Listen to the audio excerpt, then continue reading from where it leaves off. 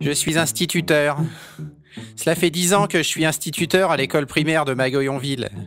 Beaucoup d'enfants sont passés sur les bancs de mon école. Je crois que je suis un bon maître. Je le croyais jusqu'à ce qu'arrive ce Jean Lebon. Il ne me prêtait aucune attention et n'apprenait absolument rien, parce qu'il ne voulait pas. Les punitions, aussi bien morales que corporelles, ne lui faisaient aucun effet. Il me regardait avec insolence. Je le suppliais, je collais. Je ne suis jamais arrivé à rien. Jamais. Les autres enfants commencèrent à se moquer de moi, vous savez. Je perdis toute autorité, et le sommeil, et l'appétit. Jusqu'à ce jour où, ne pouvant plus le supporter, et pour que cela serve d'exemple, je l'ai pendu à l'arbre de la cour. Je crois qu'on peut vraiment vous applaudir. Ah, notre prochain patient est un monsieur anonyme. Vous souhaitez témoigner masqué? Il n'y a pas de problème, oui. Nous vous écoutons. 3 ans 3 ans que j'en rêvais. J'ai traîné mon costume. Un costume clair, celui dont je souhaitais depuis toujours. J'avais économisé sou par sou et je l'avais enfin. Il avait des revers à la mode, le pantalon était bien repassé et les ourlets ne s'effilochaient pas. Et ce vieux gâteux, sourd, répugnant, a laissé tomber son mégot, peut-être sans le faire exprès, et il me l'a brûlé. Un trou horrible, noir au bord couleur café. Bah. Je l'ai fait avec la fourchette. Il a été long à mourir. Je crois qu'on peut vous applaudir. Oui, oui, oui, oui, oui.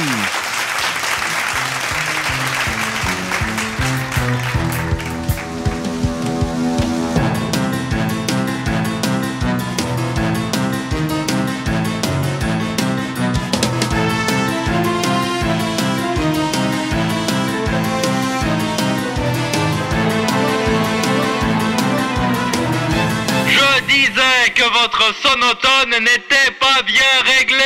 Ah bon? Attendez, je règle le machin. Vous disiez. Non, je vous demandais... Oh, peu importe, Monsieur Bouchot, depuis le décès de votre télévision, il y a... 35 ans. Oui, eh bien j'ai l'impression que vous ne vous êtes pas vraiment tenu au fait de l'actualité. Oh. Mais oui, la guerre en France est terminée. Vous pouvez enlever votre déguisement de combattant. Vous m'aviez déjà raconté...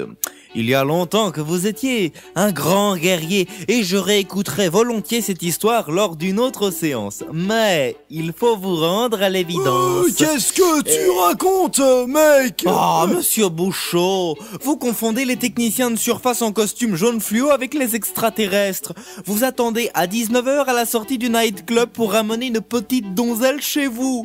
La boulangère m'a même dit que vous la draguiez tous les jours en vantant les mérites de votre baguette.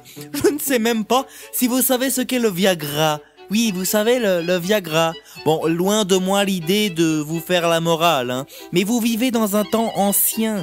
Bah, dites-moi, qu'est-ce que vous essayez de me dire? Gilles, si vous permettez, mon petit Gilou, hein, mon petit Gilou, vous vous obstinez à me payer en anciens francs. Pour vous, l'euro, c'est le bruit que fait votre bouche quand vous avez mangé votre soupe. Vous comprenez? Tu veux des sous, c'est ça? Bon, tu sais, tu peux me le demander clairement. J'ai plus toute ma tête, mais je suis tout de même riche. Tu sais, ouais, je voulais essayer de me trouver une petite minette pour lui faire profiter de ma fortune. Mais ce monde est noir. En fait, c'est vos lunettes qui sont sales. La technologie est telle que désormais on peut voler très haut. Aller à la conquête de l'espace. Quand j'étais dans le maquis, je voulais marcher sur la lune et la ramener sur Terre pour que ma petite compagne puisse la voir. Et nous nous serions évadés tous les deux. Mais les extraterrestres n'ont pas supporté que l'autre américain danse le twist tout là-haut. Ils se sont vengés. Et ils m'ont pris ma Thérèse. Oh, pardon, vous n'aviez jamais abordé ce sujet-là avec moi, monsieur Bouchot. Bon, de toute façon, je l'aimais pas. Mais je voulais une descendance, vois-tu, mon petit gars. Et j'ai été coupé en pleine action. On était dans les prés à faire notre affaire. Elle hurlait, la Thérèse. Oh oui, oh oui. Passez-moi les détails. Hein. Elle gueulait tellement qu'on n'a pas entendu la moissonneuse-batteuse. coupé en deux. J'avais plus que le bas de son ventre et ses deux jambes dans les mains. Le reste était... Mais c'est horrible! Ah ben j'ai pas pu finir, oui, c'était horrible. Et ça, à cause des extraterrestres. Comprenez-moi, je veux une petite minette, s'il vous plaît. Enfin, monsieur Bouchot, Enfin, il faut quand même que vous compreniez quelque chose, là, hein. Et quoi? Eh bien... Vas-y, mon petit gars, tue-le-moi. Monde entier est périmé, mes lunettes sont cassées, mes oreilles sont bouchées, mon cerveau est desséché. Je suis à la retraite depuis 85 ans. Je suis vieux, Très vieux, je suis vieux, trop vieux, je suis vieux, gâteux, je suis vieux. mais t'as plein d'argent.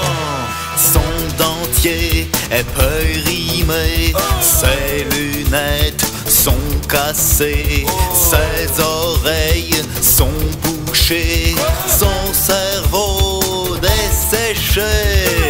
Il est à la retraite, a besoin d'une thérapie.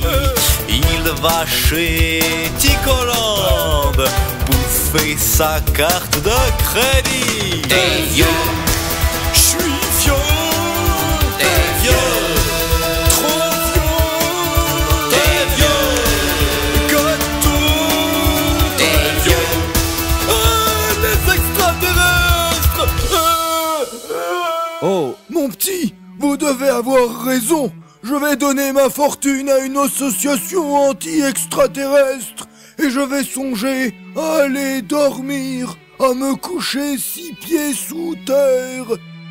oh merde, mais oui, mais monsieur Bouchot, vous voulez une descendance. Et si vous avez une descendance, vous en ferez aussi profiter la mère de l'enfant, bien évidemment. Bah, évidemment. Ne bavez pas, je reviens.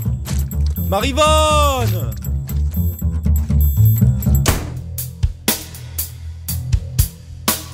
Je suis une secrétaire et j'ai le blues, j'aurais pas dû être fonctionnaire. Car j'ai le blues, je me suis fait embaucher il y a quelques années.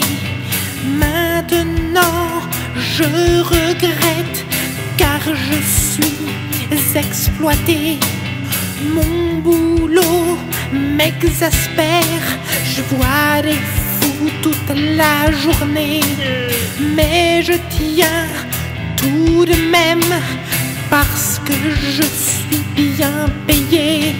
Je suis une secrétaire. J'ai le blues, j'aurais pas dû être fonctionnaire. Car j'ai le blues, malgré tout, j'ai trouvé l'amour. Sur le divan d'Wallace, en sa personne. Oh yeah, lui qu'il y a une femme. Ah oui. Soi-disant, hein, qui profite de moi, je m'abandonne dans ses bras. Et après il me lâche.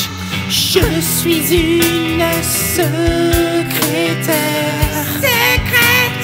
J'ai le blues, j'aurais pas dû être fonctionnaire. Non, j'aurais pas dû. Car j'ai le blues, je suis une secrétaire particulière. J'ai le blues, j'aurais pas dû être fonctionnaire. Non.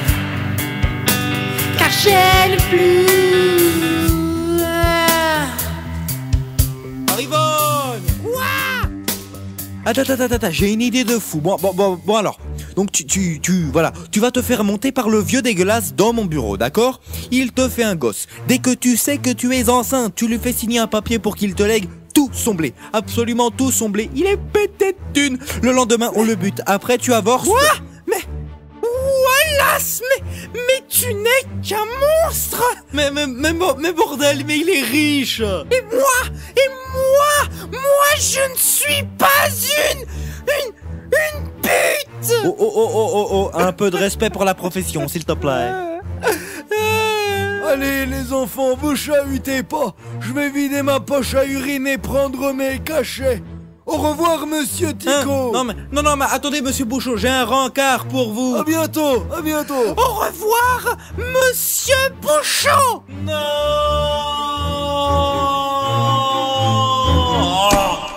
Mais Marivonne, tu viens de perdre une occasion d'être riche. Je te connais tellement bien, Wallace, qu'une fois que j'aurais eu l'argent, tu te serais débrouillé pour te marier avec moi et tu m'aurais tué pour récupérer l'argent. Et alors, espèce d'égoïste. Je te hais. Mais comment je te hais, Wallace Tico, je te hais. Mais comment ai-je pu accepter ce poste de secrétaire? Mais comment ai-je pu? Tu vas me donner mal à la tête. Avec toi, je vais choper le blues du métier. Tu vois, cocotier, ne fais jamais confiance à une fille que tu payes régulièrement. C'est un conseil d'ami. Tico. Ouais. Tu sais, Wallace. Ouais. Mais Coco et moi, on ne te sera jamais infidèle. Jamais. Oh non. Tiens, prends du lait de coco. Ouais. Il est bon. Maintenant, va travailler. Tu as une thérapie de groupe à assurer. Yeah. Eh ouais. Hein? Oh lol. Hein? Tu parles? Oh lololo. Oh, faut que j'arrête la coke, moi. Bon, allez, thérapie de groupe, c'est parti.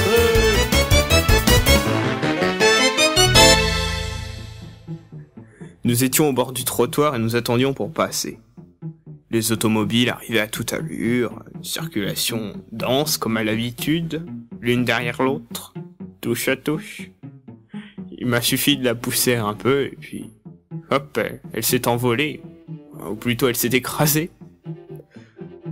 Nous avions 12 ans de mariage. 12 ans. Et elle ne valait rien. Fort bien, oui. Pas mal. Très personnel. La suite, monsieur BX, si vous voulez bien. Oui. Il se curait les dents, comme s'il ne savait pas faire autre chose, hein. Il laissait son cure-dent à côté de son assiette, et dès qu'il avait fini de mâcher, il se remettait à l'ouvrage. Des heures et des heures, de haut en bas, de bas en haut, de droite à gauche, de gauche à droite, d'avant en arrière et d'arrière en avant. Il soulevait sa lèvre supérieure comme un lapin, hein. Il découvrait, l'une après l'autre, ses incisives jaunâtres. Il abaissait sa lèvre inférieure jusqu'à sa gencive rongée. Jusqu'à ce qu'il saigne. Un peu, hein, pas davantage. Je me suis servi de sa longue épine comme d'une baïonnette jusqu'à la garde. Il s'est étranglé jusqu'au jugement dernier. Je n'ai pas eu peur de le regarder en face. Le porc dérange le meilleur. Je crois qu'on peut vous applaudir, messieurs. Merci. Ces crimes sont exemplaires.